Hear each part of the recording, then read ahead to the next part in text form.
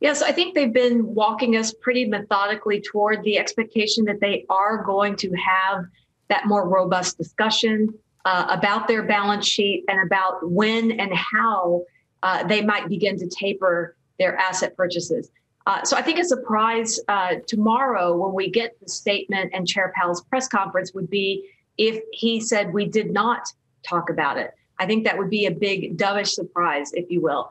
But while we expect him to say, yes, we had a discussion about the balance sheet, I don't expect him to give any more granular details about how those discussions went, with the exception of just saying that we're discussing a number of options. We've not made any decisions yet, and we'll continue to discuss them in the coming months and meetings.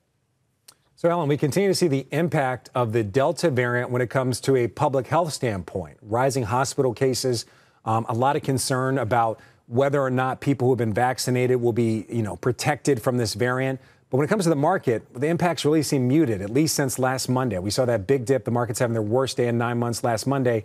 Since then, we haven't seen as much of an impact. Is the Delta variant, is that a variable that might influence the Fed's decisions?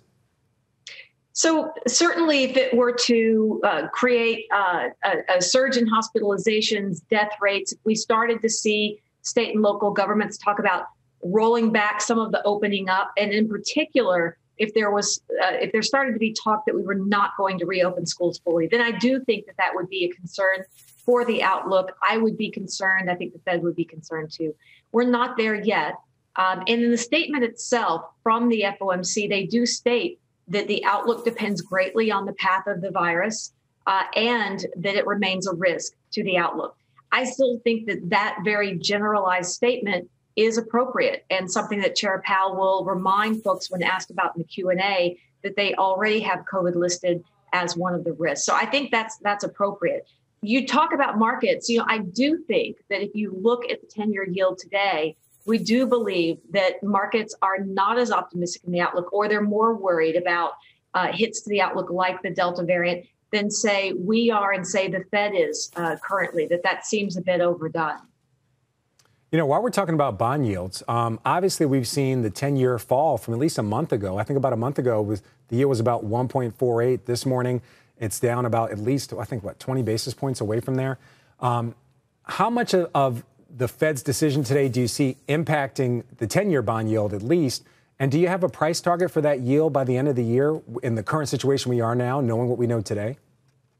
Yeah, so our rate strategists are expecting 180 on the 10-year yield by the end of the year. Now, it is a substantial move from here, but again, they do believe that the drop in the 10-year yield reflects the market being a bit too pessimistic on the outlook, and that the market is starting to discount any action by Congress later this year in terms of an infrastructure package. We still believe that package is coming. So I think there's too much pessimism built into the market.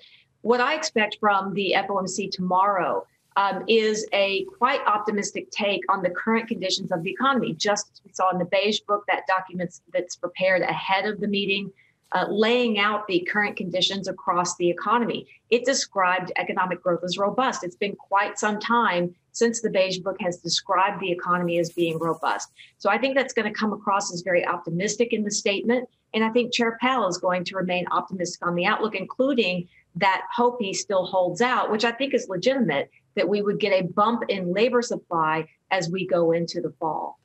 So, Ellen, we're almost out of time. We got to get going. But I want to ask you one question about inflation. Are you still the opinion that it's transitory? We saw big jumps in the CPI not long ago. Do you still believe inflation's transitory? And are we still on track to meet the Fed's target of about 2%? Yeah, so I think that a good amount of it, not all of it, but a good amount of it is transitory. We are still looking at the underlying pickup in pressures, particularly shelter inflation, like rents, owner's equivalent rent. But we do think most of it is transitory. I think that with the Fed's new framework to delay monetary policy actions for so long in this cycle gives them the best chance ever to reach that sustained 2% goal that they're looking for. Shepard Smith here. Thanks for watching CNBC on YouTube.